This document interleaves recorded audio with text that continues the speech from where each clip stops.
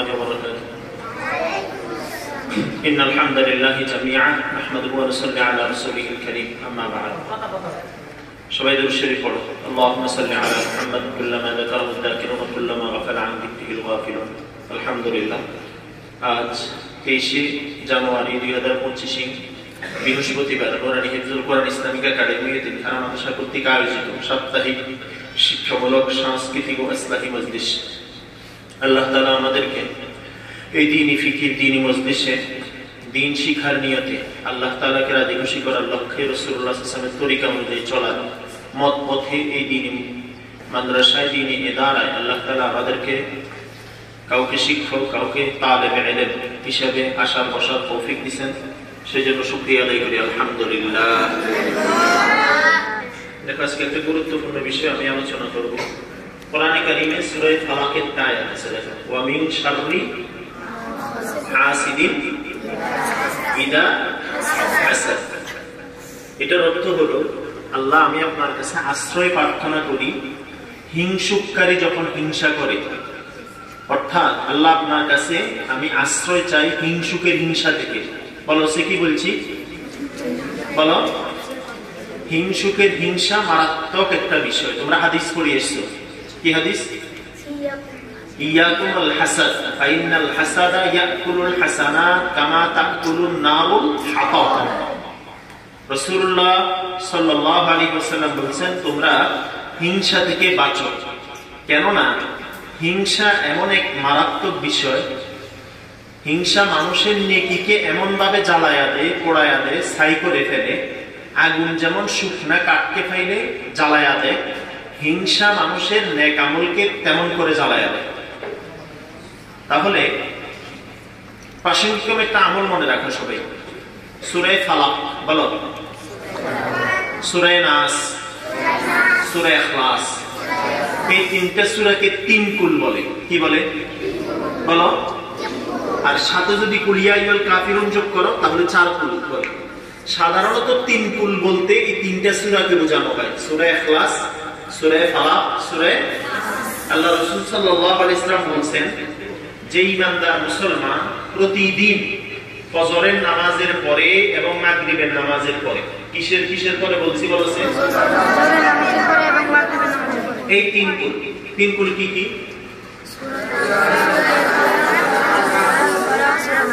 তিনটা 9 বার পড়ে, অর্থাৎ কুল হুয়াল্লাহ 3 বার, ফালাক 3 বার, নাস 3 বার। এবং হাতের তালু থেকে উদিয়া, মাথার তালু থেকে পায়ের তালু পর্যন্ত যতটুকু হাতে পাওয়া যায় মালিশ করে নেয়। আসমানের নিচে জমিনের উপরে সমস্ত মুসিবত থেকে আল্লাহ সুবহানাহু ওয়া তাআলা যে আমল করে তাকে হেফাজত করবেন। সুবহানাল্লাহ। তাহলে এখন থেকে, আজকে থেকে এই আমল করার দরকার আছে না নাই? ইনশাআল্লাহ আমি করি, করব, তোমরাও করবা ইনশাআল্লাহ। আচ্ছা দেখো, এই হিংসা দ্বারা কি হয়েছে? দুইটা ঘটনা শোনো। এক, আসমানে সর্বপ্রথম যে অপরাধ সংগঠিত হয়েছে সেটা হিংসার কারণে হয়েছে। কিসের কারণে? আল্লাহ তাআলা যখন আদম আলাইহিস সালামকে বানাইলেন, সমস্ত ফেরেশতাদেরকে আদেশ দিলেন তোমরা সিজদা করো।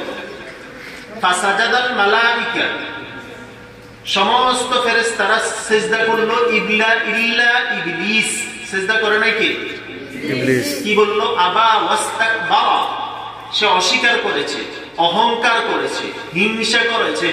ওয়া কানা মিনাল কাফিরিন, এবং সে কাফের হয়ে গেছে। ওয়া কানা এটা মাদি সিগা, তার মানে সে আগেও কাফের ছিল, ঈমানদারের ভেষ ধরছে। সে কি বলছে? যুক্তি, হিংসার কারণে, অহংকারের কারণে।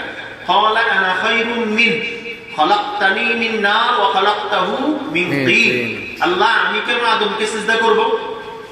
আদমকে দিয়ে আপনি মাটি দিয়ে বানাইছেন আর আমাকে আগুন দিয়ে বানাইছেন। মাটির কাজ হলো নিচের দিকে আর আগুনের কাজ, এটা হিংসা ছিল। শয়তানের মনে অহংকার ছিল, অহংকার থেকে হিংসা তৈরি হয়। আর হিংসা মারাত্মক একটা রোগ। এবং সিজদা না করার কারণে আল্লাহ তাআলা তাকে, যে ফেরেশতাদের সর্দার ছিল, তার নামটা কেটে দিয়ে তাকে আজীবনের জন্য তার গলায় লানতের ঘন্টা ঝুলাইয়া দিয়েছে। নাউজুবিল্লাহ।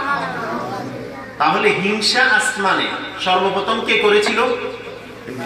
বলো না, কে করেছিল? ইবলিস। তাহলে হিংসা এটা কোন ইমানদারের খাসলত নাকি শয়তানের অভ্যাস? আচ্ছা, এবার আসো জমিনে। পৃথিবীর বুকে আল্লাহ তাআলা সর্বপ্রথম আদম আলাইহিস সালাম এবং হাওয়া আলাইহিস সালাম, আমাদের আম্মা জান আব্বা জান দুইজনকে পাঠিয়েছেন। তৎকালীন একটা সিস্টেম ছিল, একসাথে জমজ বাচ্চা হইত, একটা ছেলে একটা মেয়ে। পরের বারও একই সিস্টেম হইত, আগের ঘরের ছেলে পরের ঘরের মেয়ের সাথে বিয়ে হইতো, এটা জায়েজ ছিল। যদিও ভাই বোন, আল্লাহ তাআলা মানুষ বৃদ্ধি করার জন্য এটা জায়েজ করে দিয়েছিলেন। আগের ঘরের মেয়ে পরের ঘরের ছেলে। তো এক ঘরে কাবিল জন্ম নিছে, তোমরা কোরবানির ইতিহাসে ঘটনা শুনছো না? আরেক ঘরে হাবিল জন্ম নিছে, আরেকবারে কাবিলের ভাগে যে মেয়েটা বিয়ের জন্য হয়েছে এটা কালো হয়ে গেছে, কালো। আর হাবিলের ভাগে যেটা ভাগে পড়ছে সিস্টেমে গিয়া সেটা সুন্দরী। অর্থাৎ কাবিলের বোন বিয়ে করবে কে? হাবিলে। আর হাবিলের বোন বিয়ে করবে কে? কাবিলে। তাহলে কাবিলের বোন সুন্দর, হাবিলের বোন একটু অসুন্দর। এখন কাবিল বলে যে আমি এটা মানি না, আমি অসুন্দর করবো কেন? আমি আমার বোন তাকে বিয়ে করবো, নাউজুবিল্লাহ। এখন তার ভিতরে হিংসা তৈরি হয়েছে কেন? হাবিল তার চেয়ে অগ্রগামী, তার চেয়ে দেখতে সুন্দর, আদব আখলাক আচরণ সব সুন্দর। এই জন্য কাবিল শ্রেষ্ঠ। আরো ঘটনা আছে, অনেক ঘটনা মধ্যখানে। এই হাবিলকে হত্যা করছে, কি করছে বলো না? হত্যা করে ফেলছে। পৃথিবীর বুকে সর্বপ্রথম হত্যা সংগঠিত হয়েছে হিংসার কারণে। কিসের কারণে? কি হিংসা? হাবিল বেশি ভালো কেন? হাবিলের স্ত্রী সুন্দরী হবে কেন? হাবিল ভালোটা পাবে কেন? ভালো করবে কেন? দেখো, আমরা ছাত্র, আমরা উস্তাদ, আমাদের ভিতর থেকে হিংসাকে বের করতে হবে। কি করতে হবে বলো? বলো, কারো কণ্ঠ সুন্দর, এটা তার দান না আল্লাহর দান? কারো চেহারা সুন্দর, এটা তার দান না আল্লাহর দান? কেউ বড় লোক, সেটা তার দান না আল্লাহর দান? কারো আদব আখলাক সুন্দর, সেটা তার দান না আল্লাহর দান? এই জন্য তোমাদের উচিত হবে, কেউ যদি সুন্দর হয় তাকে হিংসা না করা, কারো কণ্ঠ সুন্দর হয় তাকে হিংসা না করা, কেউ 5 পৃষ্ঠা সবক দেয় তাকে হিংসা না করা, কেউ 7 সবক আমুকটা এরপরে সবক সব দেয় তেলাওয়াত করে, তুমি তারে ফুসলাও, তুই প্রতিদিন দিলে তো আমরাও পিঠা খাবো, তুইও দিস না আমরাও দিস না, একই তালে থাকি। এগুলো হিংসা। এই সমস্ত হিংসা থেকে বাঁচা। আমরা ছাত্র, তোমরা যারা ছাত্র আছো, অন্তত এদের ভিতরে হিংসা যেন না আসে। হিংসা জায়েজ নাই, ঈর্ষা করা জায়েজ আছে। কি আছে? ঈর্ষাকে আরবিতে গিবতা বলে। কি বলে? বলো বলো। আমরা হাদিসের ভাষায় পাই। গিবতা মানে কি? একটা মানুষ বড় আর তুমি করি, তুমি দিলে দিলে বলতেছে আল্লাহ তারে আপনি ধন সম্পদ দিচ্ছেন, আরো দেন, সাথে সাথে আমাকেও দেন।